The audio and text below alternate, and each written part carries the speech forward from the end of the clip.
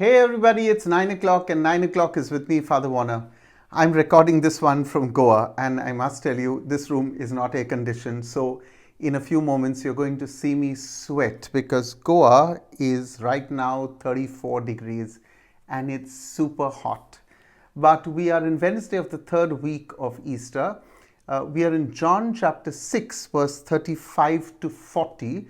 Also, I put another teaching on the first reading. Go to the description box of this video and you'll see it. So I'm going to read the text today. Jesus said to them, I am the bread of life.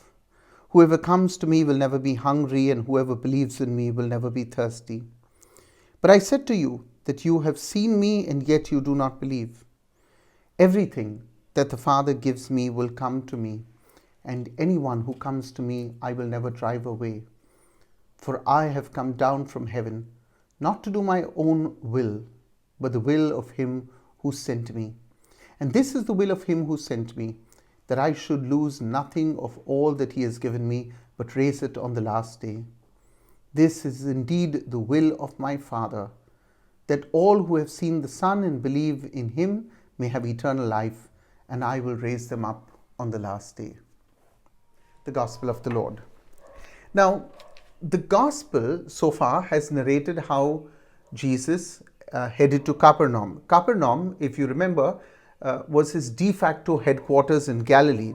This is where Peter came from, and we know that in Capernaum, Jesus healed Peter's mother-in-law, and he uses Capernaum really as his launching pad all over. So if you remember, a few days ago, there was a multiplication of the loaves and the fish. Then Jesus walked on the water. And then the disciples, the people whom Jesus fed, came looking for him. So they came, the Jews, we know that from John chapter 6, that they were the Jews who came looking for him. Now, at first, Jesus, if you remember, in yesterday's text, he confronts them. He says, very truly, I tell you, you are looking for me not because you saw the signs. Remember, in the Gospel of John, we are not talking about miracles, but we are talking about signs. So Jesus says, you've come to me not because you saw signs, but because you ate your fill of the loaves. John chapter 6, verse 26. Now, in many ways, I don't think that Jesus was really coming down heavily or scolding the crowd for seeking bread. Maybe they were just about hungry, and every time there's someone who's going to provide free food, well, why not go and look for them? So I don't think Jesus was really,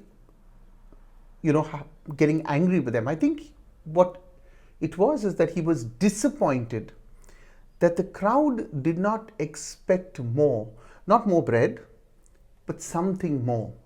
Now, sadly, because they found a source for food, they were not looking for Jesus. They were looking for the man who could keep feeding them. Now, one would have also thought that the multiplication of the fish and the loaves should have been a sign enough for them to realize that Jesus was no ordinary man and that this is truly the Messiah. If you go back to my teaching on the multiplication in the Gospel of John, you can see very clearly that I've drawn a parallel between Jesus and Moses, and I said that Jesus in the Gospel of John is the new Moses. Yeah, to the Jews, Moses was everything, and Jesus says, "Look, before Moses was, I am." Now, like us too, who have experienced the Lord, the crowds have many questions and they had many doubts.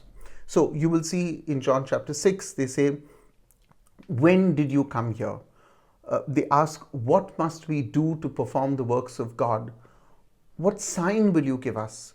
What work are you performing? All these from verses 26 to verses 30. Now, Jesus refuses to answer the question, or rather the questions that they have asked, but instead he redirects the conversation to more important issues. Because they have focused on the wrong bread, Jesus redirects them towards the bread which endures.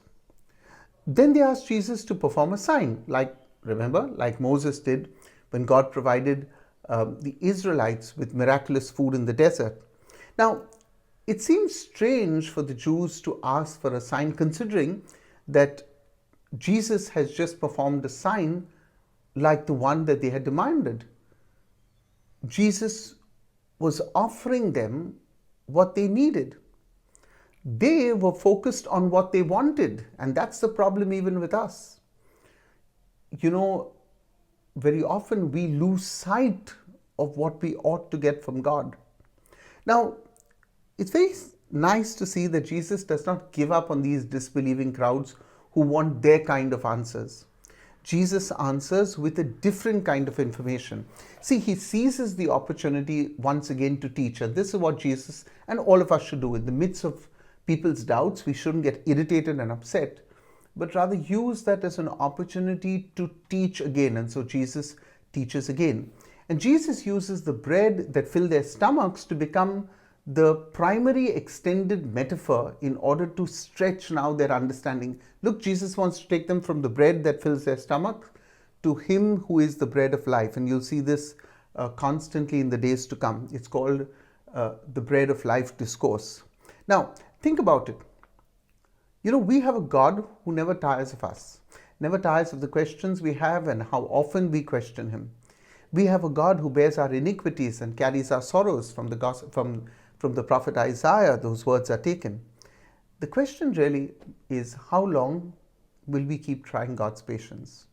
So to all these questions that the Jews asked, Jesus responds to us as he did to the crowd. He says, look, this is the work of God, that you believe in him whom God has sent.